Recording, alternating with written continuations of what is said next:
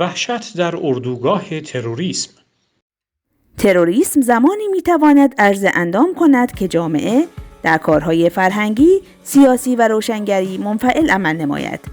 اما تروریست‌ها زمانی که با افشاگری‌ها، روشنگری‌ها و اقدام به موقع ملت مواجه می‌شوند، معمولاً با نگرانی و عصبانیت با استفاده از رسانه‌های قدرت‌های بزرگ به فحاشی و انگ‌زنی می‌پردازند.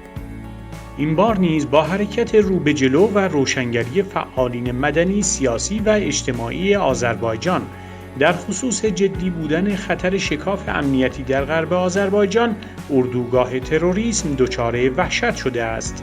در این راستا رسانه‌های وابسته به جریان‌های تروریستی و فعالین پوششی سیاسی و مدنی با علم به ضعف و حقارت خود در مقابل ملت ترک آذربایجان با ابراز نگرانی تمام با همدیگر درگیر شدند.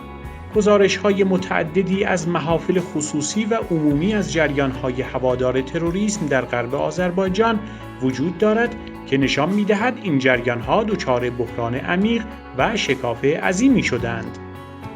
شهریاری استاندار بیگانه و هوادار تروریست‌ها در غرب آذربایجان با ابراز نگرانی شدید از روشنگری‌های فعالین ترک دستور تشکیل جلسه ویژه‌ای را صادر کرده است.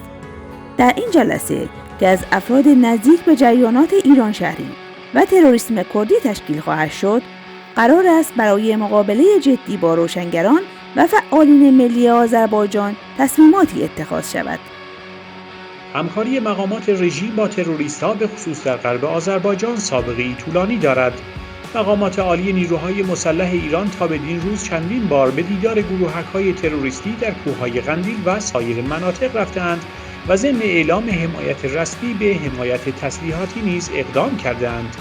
گزارشات متعدد از منابع موثق حاکی از آن است که رژیم ایران در داخل به دنبال مقابله با هویت و منافع ملت ترک آذربایجان و در منطقه در پی مقابله با جمهوری ترکیه و سایر جمهوری‌های ترک، خصوصاً جمهوری آذربایجان است. در جنگ 44 روزه آزادسازی قره باغ نیز شاهد آن بودیم که رژیم ایران صدها بلکه هزاران کامیون سلاح سنگین را در اختیار اشغالگران ارمنستان قرار دادند.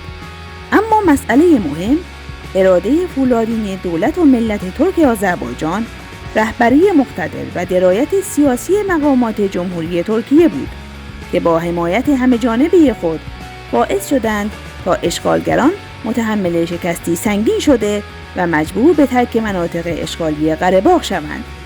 به نظر می‌رسد در غرب آذربایجان و خصوصاً اورمیه نیز اردوگاه اشغالگران و تروریسم با درایت و اتحاد ملت ترک آذربایجان دچار سرنوشتی مشابه شود.